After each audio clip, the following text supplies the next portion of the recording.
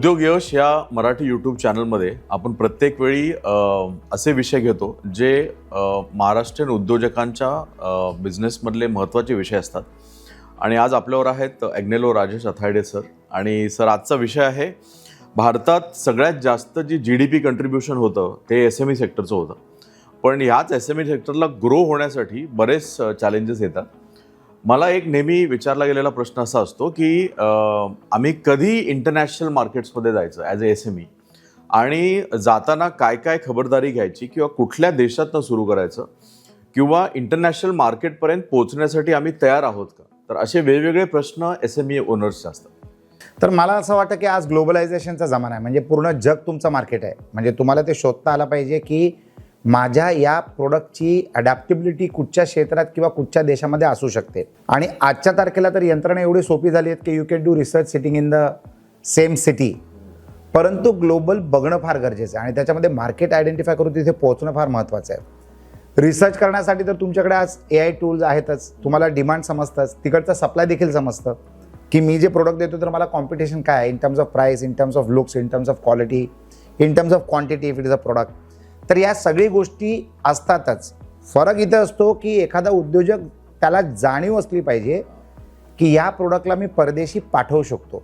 आणि फार मोठा एक्सपोर्ट मार्केट आहे, अतिशय मोठा एक्सपोर्ट मार्केट आहे. परंतु कुठच्या देशात करायचं एक्सपोर्ट, कधी करायचं, कसं करायचं, याच्या प्रोफेशनल ऑर्गनायझेशन्स जे तुम्हाला ते ट्रेनिंग देऊ शकतात. तर you need to go with right guidance. त्यांच्या क्वालिटी नॉर्म्स, त्यांच्या टेस्टिंग नॉर्म्स वेगळ्या असतात. लाईक फॉर एक्झाम्पल, मी आता बहरेनमध्ये होतो, त्याच्या अगोदर मी ओमानमध्ये होतो. तर ओमानमध्ये माझ्या मित्रांनी तिथे लॅब टेस्टिंग फॅसिलिटी टाकलेली आहे. त्या लॅब टेस्टिंग फॅसिलिटीमध्ये, ओमान एक फार छोटा देश आहे, 55 लाखाची आबादी आहे फक्त.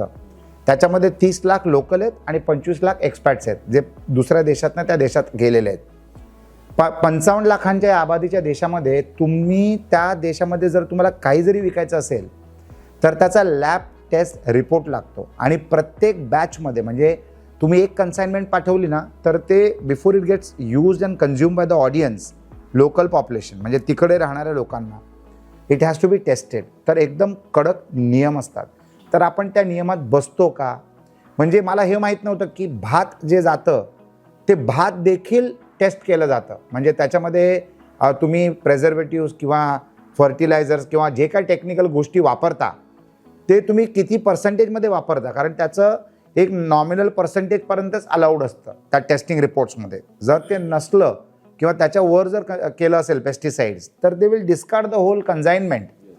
तर या गोष्टी आपल्याला माहीत नसतात. तर याची माहिती करून घेणं फार महत्त्वाचं आहे. Indians are all across the world. साधारणतः 3.5-3.5 कोटी भारतीय परदेशात राहतात आणि अनेक आंतरराष्ट्रीय देशातल्या लोकांना भारतीय प्रोडक्ट्स आवडतात. तर ह्याची जाणीव जर तुम्हाला असते ना तर you can identify a market आणि then get you into it. परंतु एकदम चांगला रिसर्च करून जाणं हे फार महत्त्वाचं आहे. आपलं प्रोडक्ट आपल्या देशामध्ये किती जरी चांगलं असलं तरी can we meet the international standards, ज्या त्यांच्या स्टँडर्ड्सच्या गरजा आहेत त्याच्यामध्ये मॅच होणं, मॅच करणं फार महत्त्वाचं आहे. आता फॉर एक्झाम्पल सह्याद्री फार्म्स जे नाशिकला आहे, they are one of the largest exporters of fruits आणि व्हेजिटेबल्स टू युरोपियन कंट्रीज आणि डेव्हलप्ड कंट्रीज. तर आय एम शुअर त्यांच्याकडे ही सगळी यंत्रणं सेट आहेत. तर अशा एखाद्या प्लेअरकडनं समजून घेणं की बाबा एक्सपोर्ट करण्याची प्रक्रिया काय आहे. सगळ्यात चांगली गोष्ट म्हणजे आपण ज्या लोकांना ओळखतो त्याच्यातनं जर काही एक्सपोर्टर्स असले तर त्यांच्याकडनं नियमावली समजून घेणं फार महत्त्वाचं आहे. आणि त्याच्यानंतर तुम्ही त्या एक्सपोर्टमध्ये पाऊल टाका. परंतु ग्रोथ करण्यासाठी देशातल्या कुठच्याही भागात पोहोचणं किंवा जगातल्या कुठच्याही भागात पोहोचणं अत्यंत महत्त्वाचं असतं. तुमच्या कंपनीच्या व्हॅल्युएशनमध्ये देखील फरक पडतो. कारण जर तुमचं इंटरनॅशनली अक्लेम्ड प्रोडक्ट असलं किंवा इंटरनॅशनली ॲक्सेप्टेड प्रोडक्ट असलं तर it speaks volumes about the quality of the product. तर it is a very good thing to export. आणि सर्वांनी करावं, अभ्यास करून प्रयत्न करावा आणि प्रयत्न केल्यानंतर तुम्ही त्याच्यामध्ये एस्टॅब्लिश देखील होऊ शकता. असे अनेक कंपनीज आहेत ज्यांना मी ओळखतो, त्यांचं आंतरराष्ट्रीय मार्केट त्यांच्या डोमेस्टिक मार्केटपेक्षा मोठं झालेलं आहे. तर डिमांड कुठून वाढेल ना याची आपल्याला करेपर्यंत जाणीव नसते. I work with and for Konark Cancer Foundation. It's a foundation which takes care of cancer patients. If you know anyone suffering with cancer, then we at Konark Cancer Foundation can connect the person with the right resources and facilities to ensure that the right time, right treatment reaches the patient. Whether it is connecting the resources or providing resources to the cancer patient, we do it all. It also includes support for accommodation in the city of Mumbai. We are associated and connected and networked with the right resources, the right doctors, and the right hospitals. We can bring all of this on a table to you so that it is convenience for you. Whether it is guidance, whether it is medical support, or whether it is operating procedures, our team facilitates every activity required for the patient and the support required for the family.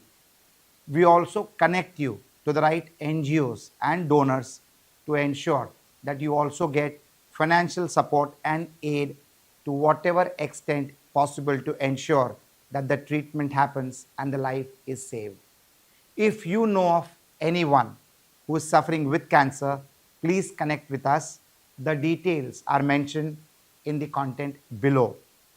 Konark Cancer Foundation is an NGO. It's a not-for-profit organization, and we have lots of volunteers which support this good deed. So get in touch with us and help us to save lives. You too can be a part of this movement. Konark Cancer Foundation. Thank you so much.